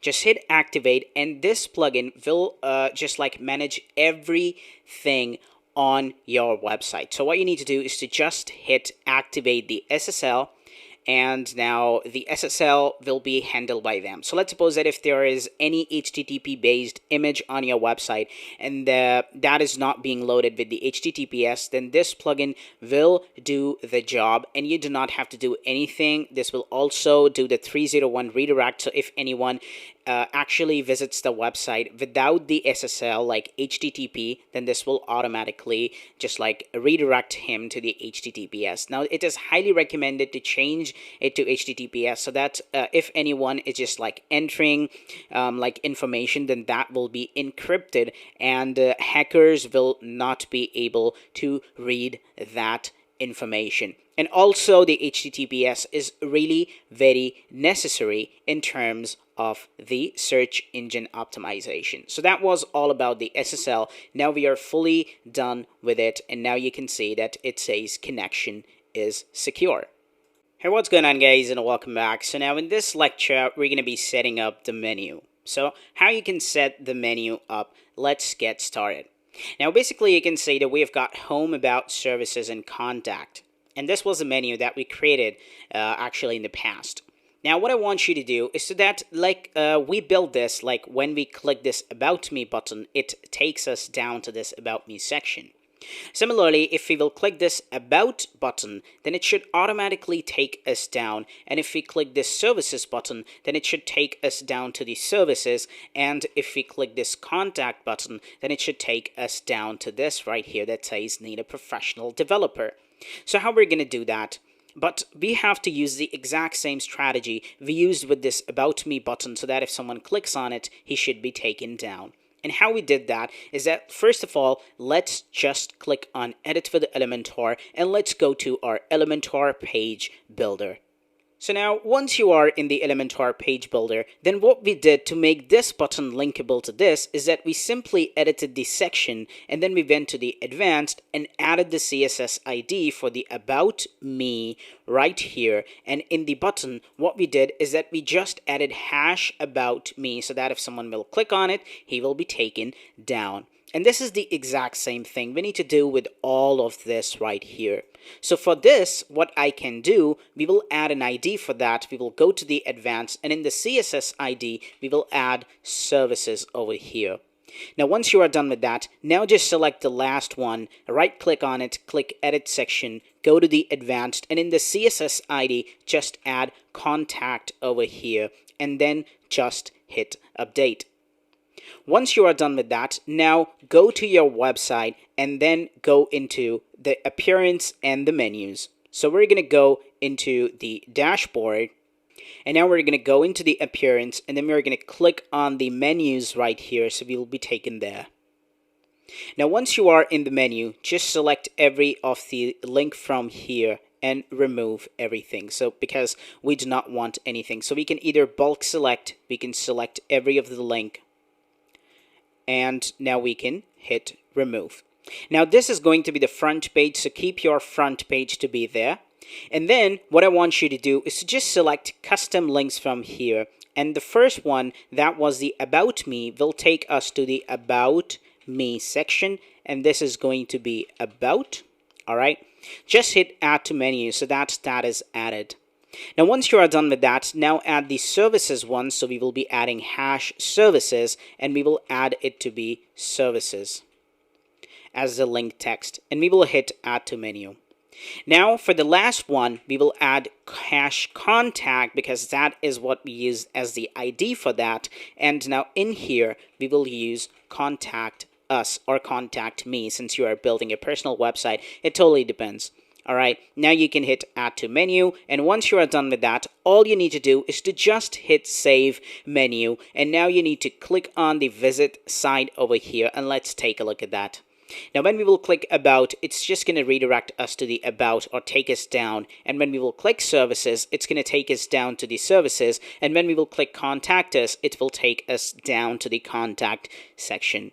So this is what we needed to do for the menu, and now our menu is also 100% completed. Hey, what's going on, guys, and welcome back. So now in this lecture, we're going to be taking a look at the subdomains. So let's get started. Now let me just start this lecture by showing you the course content. Now you can see that we are actually on this section that is all about the online server. But after this section, now we will be building a project 2, project 3, project 4, and project 5. There are more for projects that we will be building, but we are actually done with the project 1, and that is hosted on our domain. But now we want to build our project 2, and that is let's build a corporate business website. But how do we start this? Do we have to purchase another domain and then we have to build a website on that? Or there is another free method? There is another free method, and that is to use subdomains. So let's understand what are the subdomains. So subdomains are something that is you can create unlimited for free. So let's suppose that we want to build another website. Now what we can do is that we can build another website like another website.itanzil.com, and now when you will hit enter, that website will be loaded. So you can build as many websites as you want for free because you own this domain. That is going to be itanzil.com, or for your if you are building it for yourself, then that is going to be another website.yourdomain.com, and you can create as many as you want. So let's just go ahead and let's build our first domain, or let's create our first free subdomain. That is going to be site1.itanzil.com, where we will be building our project 2. That is going to be let's build a corporate business website. But if you are using the sham, then I will tell you how you can just like start this project if you haven't purchased the web hosting. But let's just go ahead and let's understand how to create our first domain, and then how to install WordPress in it. So what you need to do is to basically log into my.bluehost.com, and then you have to go to the domains, and now you have to click on subdomains. Now here are the FAQs. It's just gonna tell you like what is a subdomain. A subdomain is a branch or subsection of a domain. It looks like subdomain.domain.com. A subdomain lets visitors navigate directly to a specific part of your website. Now, there are other FAQs that I would recommend you to just like give it a read. All right, now once you are in the subdomains, now what you need to do is to just click on this that says add a subdomain. And this subdomain is going to be site1.itanzil.com. But you do not have to write it like this. You just have to write here site1, and then you have to select your domain. That is going to be itanzil.com. Now here, it is asking you what is going to be the home folder or the root folder. So the root folder is going to be inside the public underscore HTML. So let me just show you. What I will do is that I will open up the advanced link in a new tab, and so that we are actually taken to the cPanel, and let's just have a look at that. Now what we will do is that we will go into the file manager, so that we are taken to the file manager.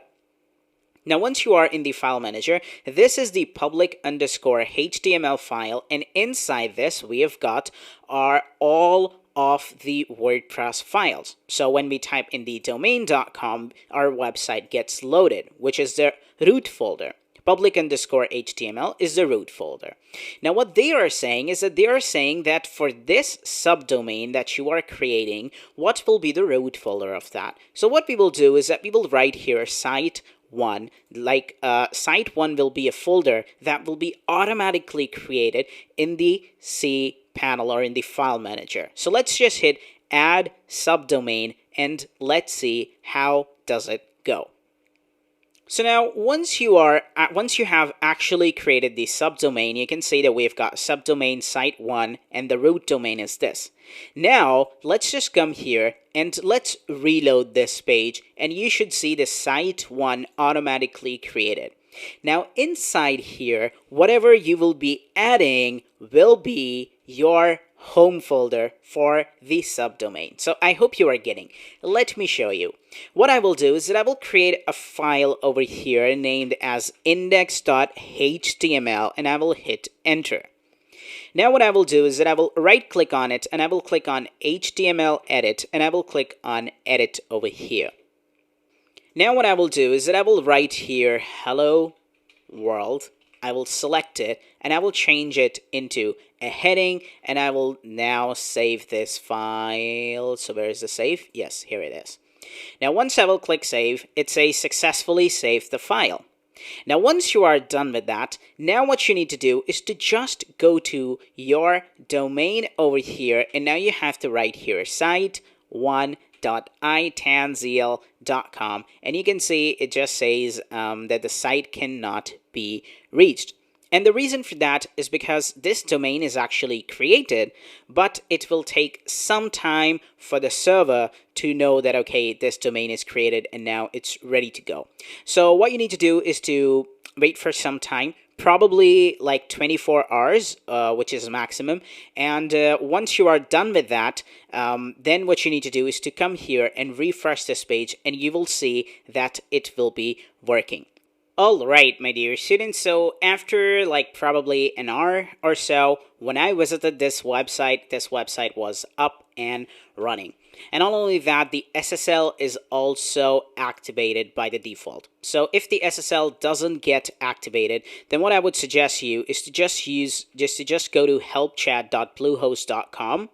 And in there, what you need to do is to just enter your name, your domain name, and then just tell them that the SSL is not being activated on the subdomain, and they will do that for you. But hopefully, it will not be needed. When you will visit the site1.itanzil.com or your domain name.com, and you will hit enter, you will see that the website will be loading perfectly. Okay. So this was done basically in under an hour, but I just rechecked the website after an hour, and it was working. So now if the website is actually working perfectly, then this is the hello world that we actually created as the index.html in our file manager. So now what you can do is that you can go ahead and you can delete this because we do not need this index.html anymore. Now let's go ahead and let's take a look at something else.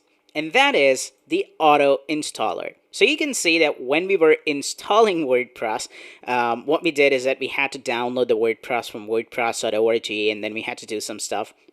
But now here, what you can do is that you can automatically install WordPress using this Softaculous apps installer.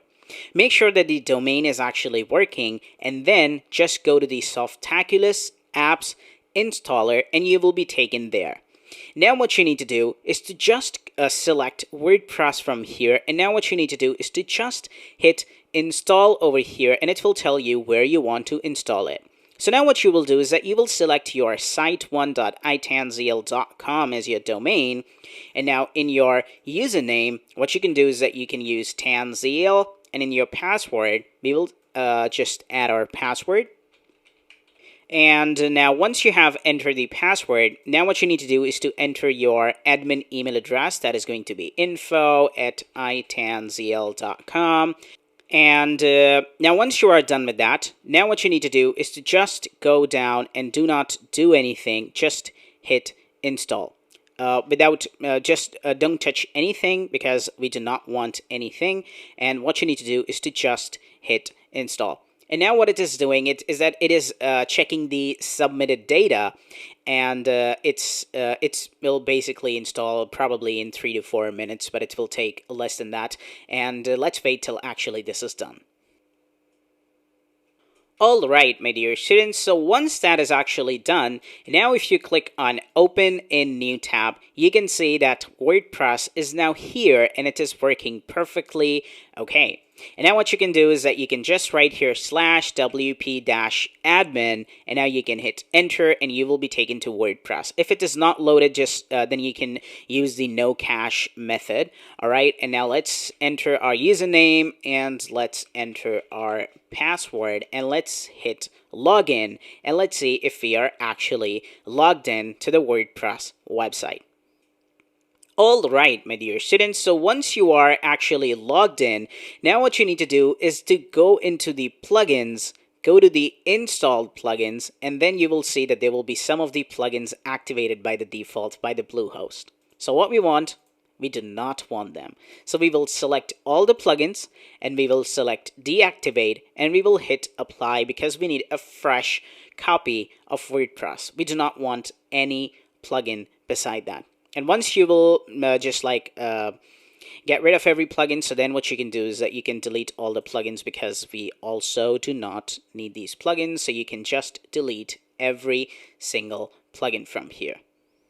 All right, so now you can see that there is no plugin over here. Now, once you are done with that, now what you need to do is to just go into your themes, and now you need to activate another theme. And that theme is going to be 2019. All right, so let's just search for 2019 theme. All right, this is the one. So we're going to hit install. And now we're going to go ahead and we're going to hit activate to activate this theme. And now if you go ahead and you visit the website, basically let's refresh this. Now you can see that this is how it's looking, and this is on our subdomain. So now you are fully ready to start with your next project. That is going to be, let's build a corporate website. And now you can start with just like setting up the website. So this was all about the subdomain, and you can see that now we have successfully built our subdomain.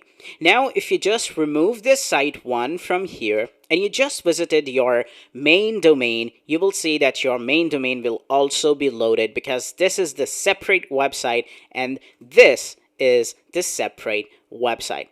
This was all about the subdomains we have now successfully created. Now remember one thing, that for project 3, project 4, we will be building the other subdomains, and the process will be totally same. You just have to go into the my.bluehost.com, go into the domains, and create or register another subdomain. See you in the next lecture. Hey, what's going on, guys, and welcome back. So now in this lecture, we're going to be working up with the add-on domains. So as in the previous lecture, we were successfully able to create our subdomain, and we also installed WordPress in it. Now in this lecture, we're going to be talking about the add-on domains. So let's suppose that if you do not want to create a free subdomain and you are building a new website and your company name is something else and you need a specific domain for that, and you want to use the same web hosting for that, because we have chosen the unlimited website hosting package and how you can do that. So this video is for you. So basically what you need to do is to go into the domains, and then you have to go to the purchase domain, and then you have to purchase a domain from here. But they Bluehost domain pricing is very much higher compared to other domain registering services. So I'll tell you another alternate later on, but let me show you the process. All right. So let's suppose that you want to build a website that is going to be my cool website. All right. Now what you will do is that you will hit search over here, and it will tell you that mycoolwebsite.com is actually taken, so you can purchase this mycoolwebsite.net for just $14.99, and then you can build a website into that. But we do not want it like that. What we will do is that we will purchase the domain from at a really cheap price, and then I will show you how you can build a website for that. So you can see mycoolwebsite.site is actually for $3 over here, and let's just go ahead and let's take a look at like what are the prices there. So what I want you to do is to just go to namecheap.com so that you can purchase a domain at a really cheap price. Now let's just go ahead and let's search for mycool website, and let's hit enter, and let's see what are the pricing that they are offering here. So they are quite really very cheap, and you do not have to pay much for them if you want to register a domain. So mycoolwebsite.cool is actually for $5.98 only, and mycoolwebsite.xyz is actually only $1. Similarly, let's go down and let's see mycoolwebsite.net is for how much. So let's enter this and let's see. mycoolwebsite.net is only $11, but on the Bluehost it is they are taking $5 more. So Bluehost is expensive if you want to purchase a domain name from there, but I would actually recommend you to purchase domain name from namecheap.com. So what you need to do is to basically create your account. So let's suppose that I want to use mycoolwebsite.xyz as my domain name, which is costing only $1. So let me just go ahead and let me hit add to cart. Now you can see that this domain will be added to the cart and it's just costing $1.18. Now what I will do is that I will hit checkout. So once you are done with that, it will just tell you to confirm your order and everything. And but since I already have an account, I will just go and I will sign in and I will hit sign in. If you do not have an account, just sign yourself up so that basically you can register the domain. So it has given me a verification code. So let me just open that. And now let's hit submit, and you can see that I am actually logged in. So once you are logged in, then what you need to do is to just go into the domains, and then you have to go to the domain name search once again, and you can see that this is already into our cart. So what we will do is that we will go to our cart, and you can see that in our shopping cart we've got this mycoolwebsite.xyz, which is right here. Now, once you are done with that, now what you need to do is to just hit confirm order, and this order will be confirmed. And then what you need to do is to just enter your credit card information. And once you are done with the payment, then what you need to do is to just hit continue. So what I will do is that I will go ahead and I will just like add a new card over here, and I will enter my credit card details over here. Alright, my dear students, so once you have actually entered the credit card information above there, then what you need to do is to just enter your billing address. And now once you are done with that, now what you need to do is to just hit continue.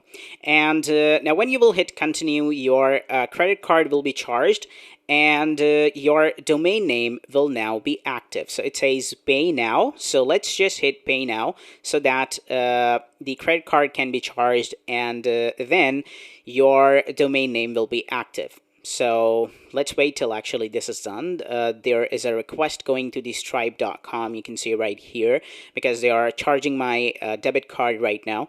And let's wait till actually this is done. Alright, my dear students, so now you can see that it says thank you for your purchase, and this domain is now finally active. This domain has been registered. So now what we need to do is to just copy this domain, and now what we need to do is to go into the Bluehost portal, and now we have to go to my domain so that we can actually see all the domains that our website contains. Now once you are done with that, now what you need to do is to just go into assign over here, because now we are adding our domain that we have purchased from another service provider. So now what we have to do is that we have to use a domain that is not already associated with your account. So what we will do is that we will enter the domain name. It's just going to verify the domain, and it's just going to tell you like what you need to do. So let's wait till actually this is done. Alright, my dear students, so it says the domain mycoolwebsite has no name servers detectable via the DNS, which means that the domain is not yet registered. So if you now go to your domain right here, you can see it says that the site cannot be reached. And so what you need to do is to probably give this domain maybe an hour or so, and then the domain name will be registered. So what we need to do is to wait for that much time. Now what I'm doing is that I'm pausing my recording right now, so I'll wait till actually this domain is registered, and when this domain will be registered, then it will take us to the next step. So what I will do is that I will now pause my video, and I will be back once this domain gets registered. Alright, my dear students, so after probably like 30 minutes, this domain was actually live. And once this domain gets live, now what you need to do is to just delete a character and then just add it once again so that it is just added. And let's see. Now it says to verify the ownership of the mycoolwebsite.xyz, please point the name servers for this domain to this. All right. So what you need to do is to just do it. So how you will do it? what you need to do is to first of all go to your namecheap.com, where you should be given this purchase summary. All right, and now what you need to do is to just hover your mouse to your username, and then you have to click on dashboard. Then you should see this My Cool website. All right, so there it is. This is right here. It says mycoolwebsite.xyz.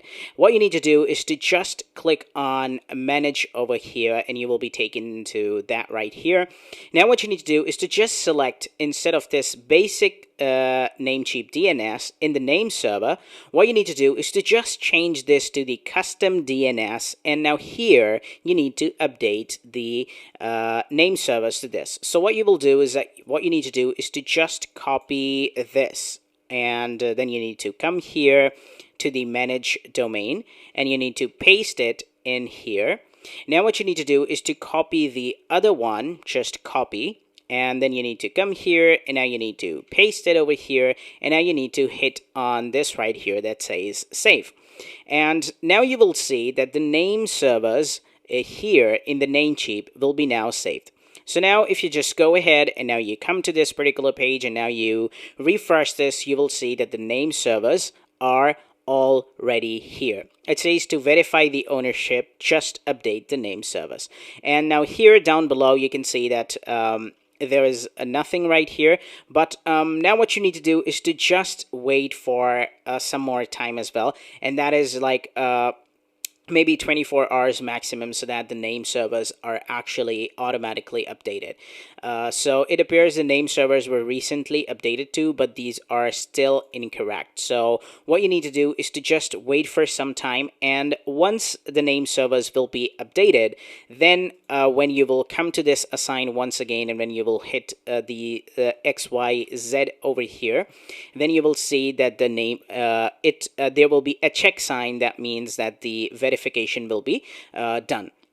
So what we need to do is to just wait for maximum of 24 hours, but this will be done usually in 2 hours or maybe in an hour or so. So what I'm doing right now is that I'm pausing my video, and once these name servers will be updated, then I will be back.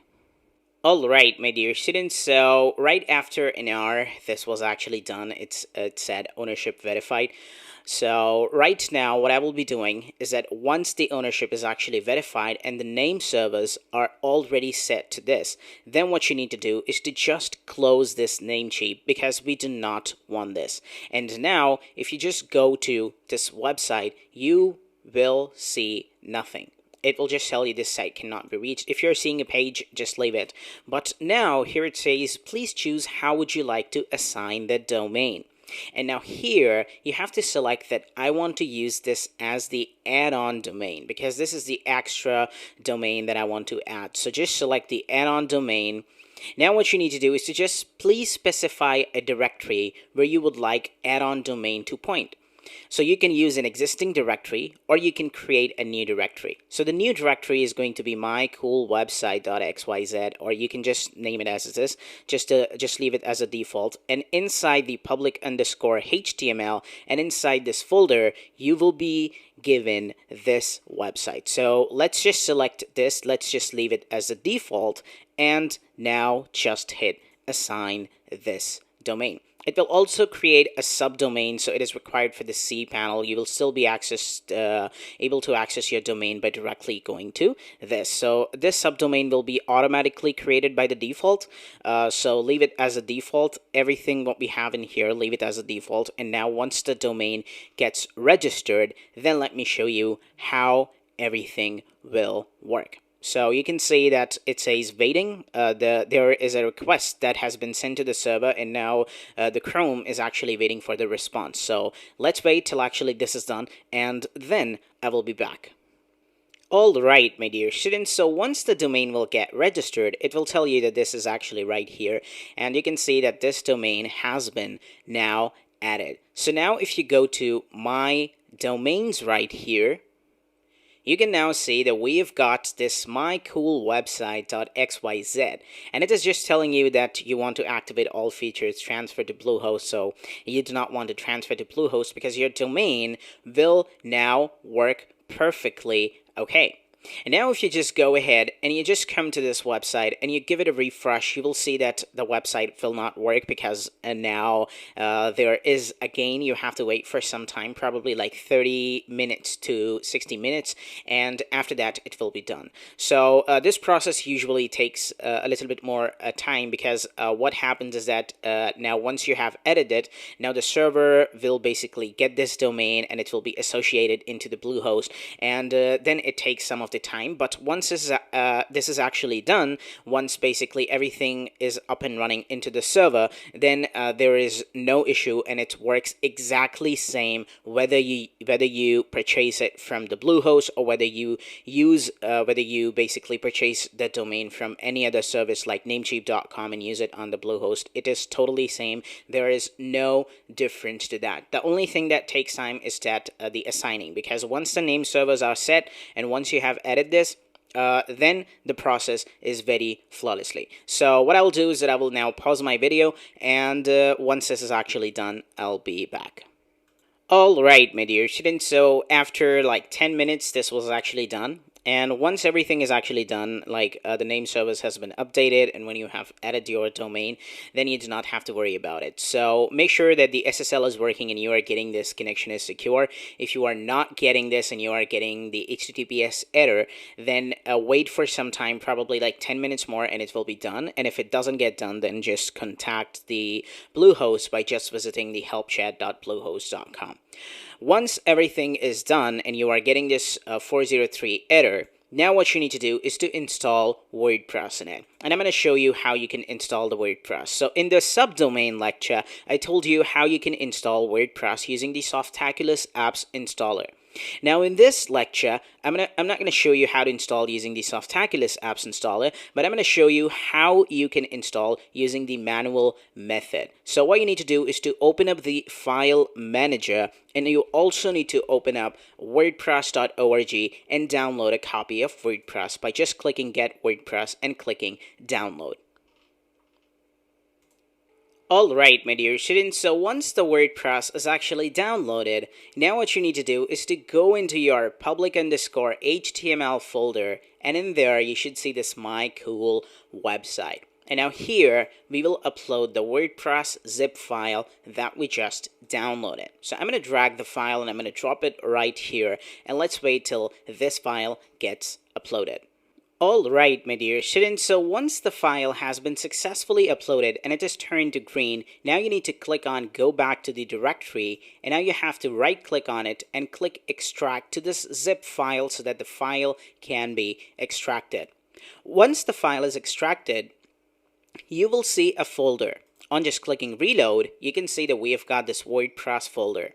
Now what we need to do is to open up this folder, select all the files by just pressing Select All, and now we have to move these files from this WordPress. We just have to remove this WordPress folder. Alright, so just get rid of this WordPress, and now you have to click Move File so that every file is actually moved. And now you have to click on Up One Level, and now you can select this WordPress and also select this zip file and get rid of it. Once you hit confirm, these two, this folder and that zip file will be deleted. And now if you go to the website and hit enter, you can see that now we are in the WordPress installation page. So now what you need to do is to just hit continue, and you have to hit let's go, and now you are ready to work with the database. So what we need to do is that we have to create our first database for that.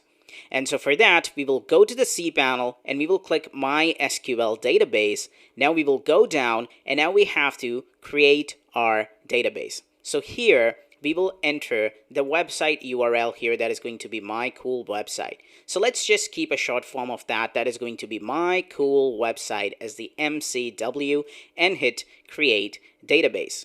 Once the database is created, just copy the database name, come here, and paste the database name over here. Once you are done with that, now you need to click Go Back, and now you have to go down and create a new user. So the user is going to be same, the MCW, and now we have to click on Password Generator, generate a password, copy this password, and now you have to come here and you have to paste it in the password. Now what you need to do is to go back and just select I have copied this password in a safe place, click use password and click on create user. And now you can see that the user has also been created, so you can copy this username and now you can come and you can paste it here. Now you are ready to click submit, but do not submit it because there is one last step that we need to do, and that is to associate the database and the user. You can see that for this database there is no user. So what we will do is that we will add the MCW user to the MCW database and we will hit add. And now you can see that this user will be associated to it. It will ask you what are the permissions that you want to give. Alright, my dear students, so all you need to do is to select all the privileges and hit make changes. And once you are done with that, it says you save the changes. Now if you hit go back and you go down, you can see that this database has this user. And now you are ready to click submit over here. So once you will hit submit, it will tell you all right and you can run the installation. Now here you can enter your website title. So let's add MCW as the WordPress website title. Let's add Tanzil, and in the password you can enter a strong password. For the demo purposes, I'm entering a weak password. Let me just enter a strong password. And now here, you need to enter your email. So we will be entering info@itanzil.com. And now in the install WordPress, just hit install WordPress and the WordPress will now be installed. So now if you go ahead and you go to this website and you hit over here, you can see that WordPress is now loading perfectly okay. There's one more thing that you can do, and that is you can use this add-on domain email address as well. So what you need to do is to go to the advanced, and now in the email accounts, you can create this domain email account as well. So what you need to do is to just select your domain. That is going to be mycoolwebsite.xyz, and now in here, you can create info@mycoolwebsite.xyz email accounts as well, because now this domain is now your property and now you can use it. So now you are finally done with all about online server, and now you can start building your project too, and you can set up the website logo, pages, and header. And you can either use add-on domains, or you can create your own subdomain and you can use that. So stay tuned, guys, and bye-bye.